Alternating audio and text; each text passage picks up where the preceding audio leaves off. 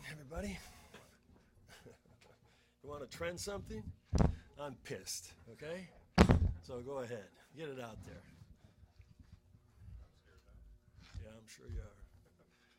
There's nobody in here that's scared. What's the level of concern within the organization with the opt-out possibilities of the Big Three, and how far down the road are you with putting together possibilities and alternatives?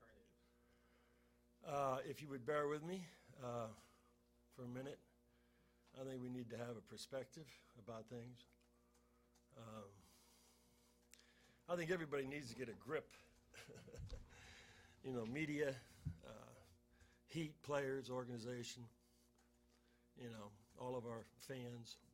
You got to get a grip on greatness and on teams.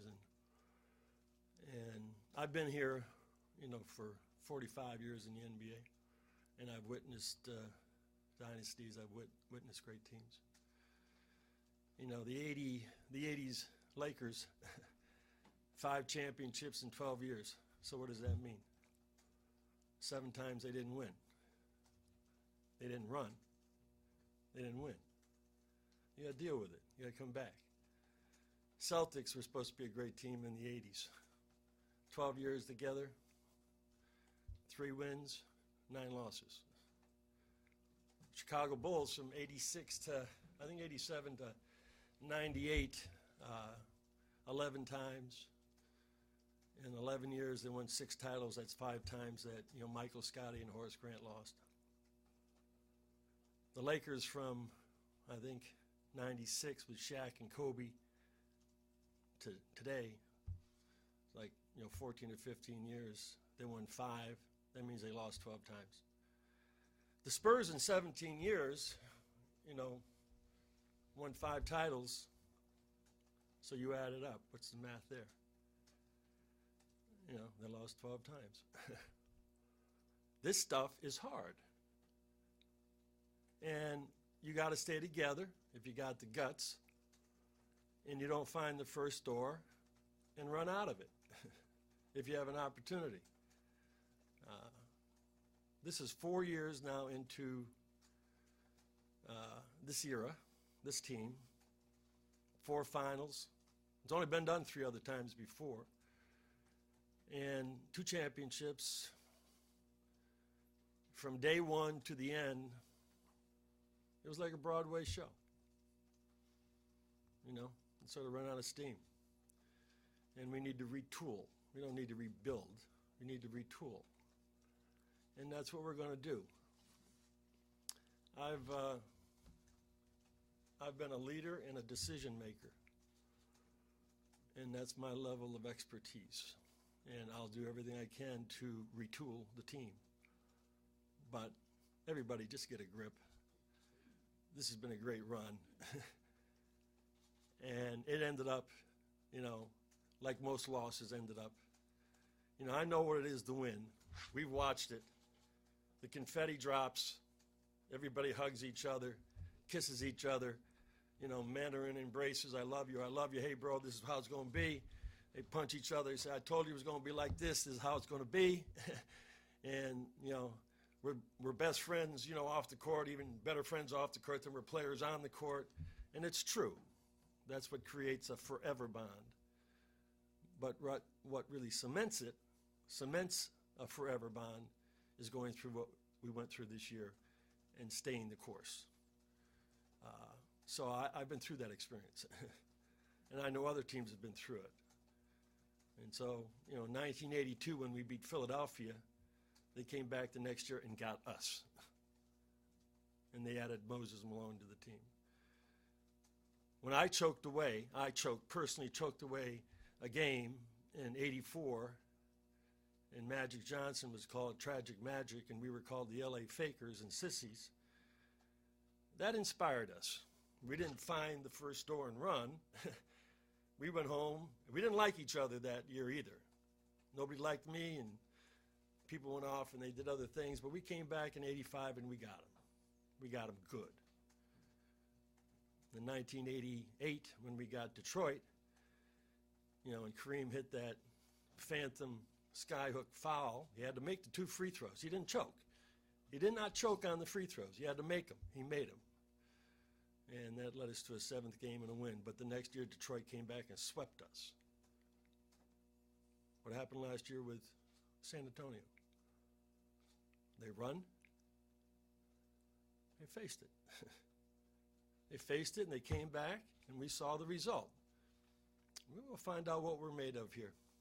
It's not about options. It's not about free agency. It's not about anything. It's about what we have built over 4 years here, and we have a chance to do something significant. But losing is just as much a part of it as winning is. And when you're a team, you deal with it. No, there was no hugging, and there was no high-fiving. And,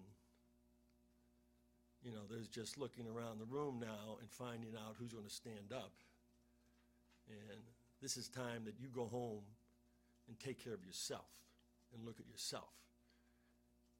And what are you going to do to come back and make the team better?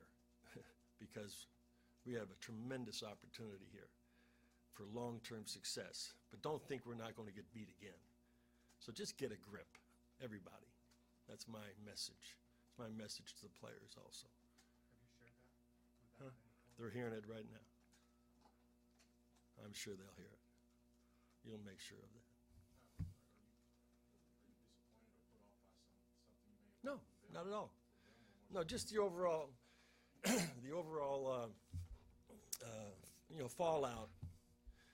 And I think it's social, media driven. It's, you guys get the blame for everything, but you don't deserve it. You just write what you write. And how we react to it is how we react to it, and we don't use it. But so it's there every single day. I mean, back in 1984, there was a story, it was filed, and we read it the next day, it was in the trash, and we could go on with our life. It was pretty simple. It didn't follow us all summer long. And so, but we live in an era now where it's like flash dance, okay? So you got to deal with the everyday scrutiny and the everyday criticism and the everyday praise and all of that stuff and the questions, and you got to deal with it, and so deal with it. You deal with it by not dealing with it. You deal with it by doing what you have to do to make yourself better, by taking accountability for yourself and your own actions, and not laying it off on something else or somebody else. No, it's not anything. I had 15 exit meetings the other day, last 2 days, and you learn a lot in exit meetings about players after you win. I had kisses all over my face when we won. Yesterday it was just a good handshake. Really. Come on. You got to deal with winning and losing in this game. And that's what we're dealing with, Ira, to answer your question. I appreciate the, it isn't just happened to us before. It's happened to all of the great dynasties, in this league have had their moments. I'll give you a song, okay? I'll give you a song. James Ingram, 1981, Just Once. Just read those lyrics, and you know that what Chris and I did last night with Johnny Walker Blue. And by the way, an LP. I like to listen to LPs. My daughter gave me an LP for Father's Day, and I can't turn it off. We sit there around the bar, like it's, and we pick out our old LPs and listen to the songs that inspired us when we were ambitious and achievement-oriented young people, and that helped us. Books, lyrics, quotes, messages, those kinds of things. Pat, when you talk about running out the first door, we sat here, Chris Bosh said... That's part of a lyric of James. Just read the lyrics and you'll see what I'm talking about. Chris Bosh said there's no doubt he wants to go back. He was clear, he was definitive. When we spoke to LeBron James, he said he needed some time, he needed to speak to his team, Yes. he needed to speak to you guys. Are you surprised, as you said before, with 4 straight runs to the NBA Finals, that there would even be a doubt of your team leader about, like you said, not pursuing and fighting the good fight and trying to get back over the hump? I think it's a present day mentality on all players in the league, and they have the inalienable right, based on, the rules of the NBA and the collective bargaining agreement, that when they sign a contract and they have options in the contract and there's flexibility, they have the right to pursue those options and think about those options. And, whether they stay the way they are or whether they opt out, then we'll know what we have to do. But I don't take anything away from what LeBron had to say. He has to get away and he has to think about it, like I used to think about it, back in the 80s, for give me a week before I can be coherent with my thoughts, okay? And a week from now, I'd probably talk differently than I'm talking today. But yes, he has the right to do whatever he wants to do. And, I'm confident that we are an organization that's been strong. Mickey's been a great owner. We've got great leadership, great coaching, great discipline. We've got great fans. I didn't come down here 19 years ago for a quick trip to South Beach and get a suntan. I can guarantee you that. And I don't think they did either. And so I think all of those guys, that have come here have gotten exactly what they wanted. They got the best competition, on the biggest stage. And we won 2 of them. So you can couch it any way you want. I think we won 2 of the last 3, not 2 of the last 5. 2 of the last 4. We won 2 of the last 3. And we're going to go from there. And we hope that all those guys want to come with us. We did hear from LeBron and from Chris the other day. We didn't hear from Dwayne. I was wondering if you could give us an indication of where you think his head's at right now after the season. He's a champion. He's a world champion, and he's a Miami Heat for life. He's an icon. He's one of the great players in the world. And again, like every single minute in every single game, he's examined more than everybody else. In the Indiana series, it would have been considered the comeback of the year, and so he had a couple bad games, okay, in the finals. But it really is time for everybody to take heed in a lot of ways of the message that was sent to us by the Spurs, not by anybody else, by them. And they went home and they looked at themselves. They weren't perceived in any one way. Was Ginobili and Kawhi Leonard perceived as chokers when they missed the free throws? No, they weren't. Was Popovich taken to task, when his best rebounder wasn't on the court, when Chris Bosh found it and gave it to Ray Allen? No. Was Tony Parker on the court, at the end of the game of 7? No, he was on the bench because there was a substitution pattern. They weren't taking the task.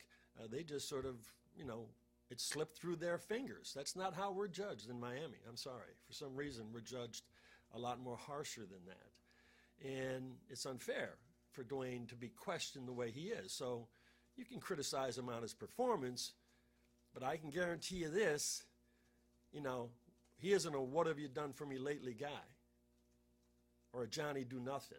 He's not that. That's an insult.